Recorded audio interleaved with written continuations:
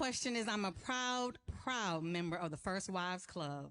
And my husband is on wife number 3 or 4. And I'm trying to figure out why, after 20 years of being divorced, why is he on wife number and I'm single? Because you're worried about what he's doing. I was about to say that too. Go ahead, Donnie. No, ma'am. Why are you even aware of what number wife this man is on? Because he still lives in the house that we lived in. Do you live there too?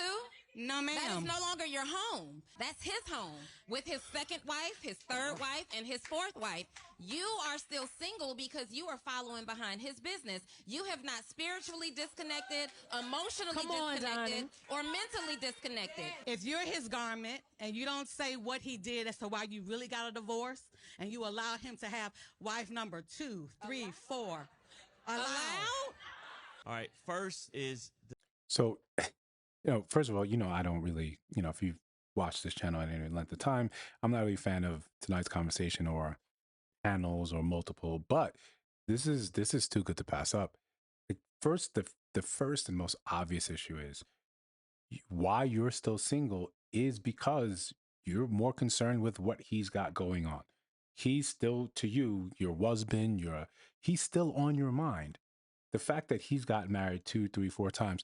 Listen, there is a side of it that seems like that's terrible. Like you can't get it right. And then there's the other side of it. It's like, yo, you're trying, right? We can all appreciate when someone's actually trying, but you're sitting here so worried about why he's on to X, Y, and Z, making it think that somehow it makes you better, that you were no. I'm fairly certain he's not concerned with you in terms when it comes to him dating. Then you try to justify it by saying because he lives in the house. This is a great example of what happens when you stay in an echo chamber, when you stay and you don't have any type of, differing ideas that come and sort of challenge your own. Because I'm sure amongst your friends, this seems like, yeah, they agree with you. Your logic makes sense because you're there, you're pantomiming, you're making it seem like, yo, you ate, like you got it, you're making sense. And everyone on the panel is sitting there saying, no. Something here is wrong. So before we continue, guys, hit the like button, comment, subscribe, helps the channel. Don't forget, turn on, post notifications, hit that bell because sometimes YouTube does what YouTube does. Let's continue. The title, you say you're the first wife versus his ex-wife. All right, that's the first piece. I call him my husband. Right. So first piece is you'd have to divorce him psychologically. Okay. All right, and then you have to set, whenever we're talking about heartbreak, you have to set a date for healing. All right, and when it's hard, because let's keep it real. Has anyone ever struggled when someone broke up with you? It was difficult for you to move on. I mean, everyone laughing. All right. Not 20 years difficult. I'm sure like we've all had the breakups, right? We've had the breakups that just sit there and they go on your mind again and again and again. And everything you do, every little thing reminds you of them. Sometimes you see little signs of them here and there, and they're not signs. That's just you and unhealed or I don't want to say I believe in closure because I think closure is something that we think it makes us feel better, but it's not owed to us. It's never owed to us. But when you sit there and dwell, you end up holding up your own progress. She's been divorced for 20 years and you're coming here to tonight's conversation. And this is the question that you have when you get up there. I'm sure you pay to be part of the audience. And when you finally get picked, you want to talk about your ex-husband's different wives. You want to talk about your ex-husband still living in the house that you guys are married in. But apparently it was awarded to him in a divorce. Apparently it's his house. Why are you concerned what he does with his own house? This is just what happens when you're stuck there and you're dwelling on this. 20 years is a long time for you to focus on a man that you once were everything to. I know it hurts, and I know that person will always be of some importance to you. It's a natural thing. But with time, these things, maybe they don't fade, but you become stronger in dealing with them. But it's only with the caveat of you actually facing it.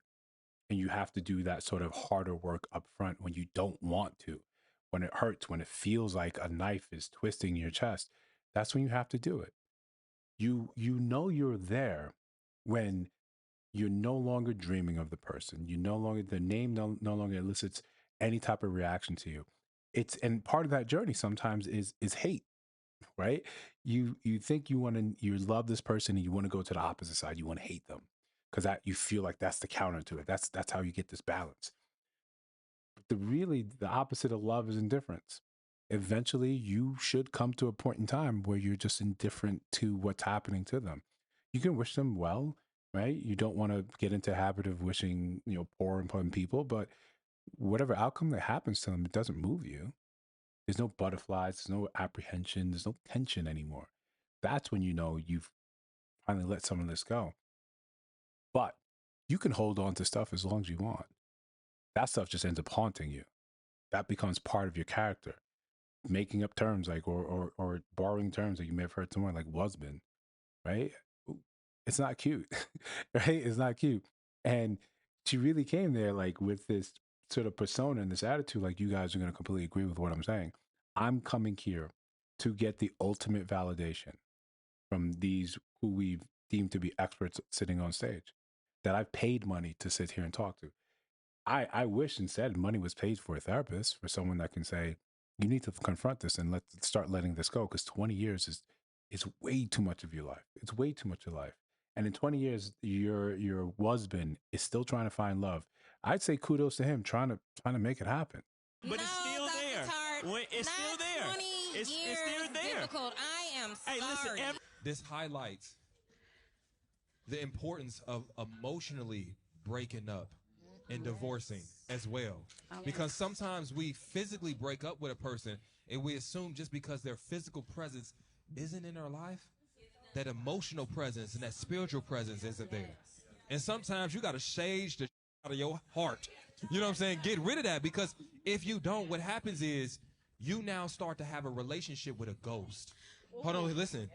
You are loving the ghost of this man. And let me tell you something.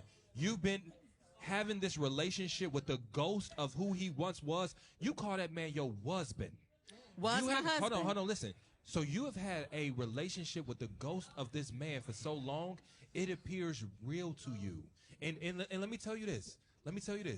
This is why every man that tries to come in your life is haunted by the demon you didn't expel. I really hate to agree with Ace Metaphor. I really do, but he's making complete sense here. He's actually making complete sense. What he's saying is not wrong. Everyone that comes after you has to compare to that guy.